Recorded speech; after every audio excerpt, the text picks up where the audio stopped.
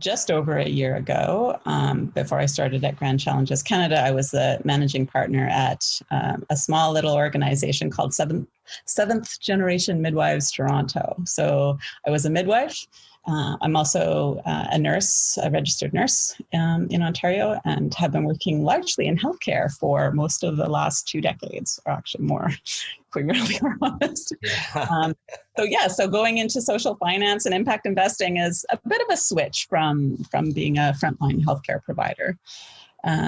Seventh Generation Midwives was one of the first urban Indigenous focused midwifery practices in Canada. Oh, wow. There are a number of them now, or a growing number of them now, and certainly a growing number of Indigenous midwives in Canada. We started out with just myself as the only Indigenous midwife that was working in Toronto at the time. A lot of Indigenous families were coming to me asking for safer space for the incorporation of culture and ceremony into their birthing experiences, and asking to not go to the hospital.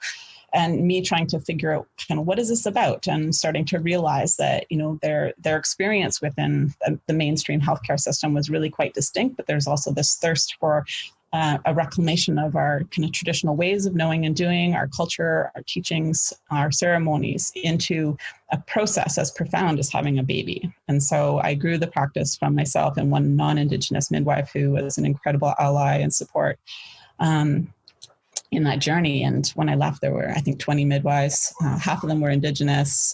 We've supported numerous Indigenous midwives across Canada to grow their own practices in their own jurisdictions. And, it was a pretty thriving place with, I think there was 30 people connected at its peak, through different social workers and frontline staff and wellness workers, to birth workers, midwives. There's a resurgence of midwifery and demand for midwifery just generally within Canada, within North America. And it's really largely kind of linked to the feminist movement of people, in particular, birthing people who want to take more power and control over their birthing processes. In a hospital environment, it's often very medicalized, and there's been a real kind of push away from that medicalization. Midwifery has allowed for more of a process that allows for more informed choice, for more autonomy, more choice of birthplace, and more continuity of care provider, right? So you might recall, you might get to know an obstetrician during the course of a pregnancy, but then you go into the hospital and it's a different, care provider on staff, and it's a different kind of slew of nurses who are working shifts, who are taking care of you. So there's not a lot of continuity in that, but with midwifery, there was a real focus on that.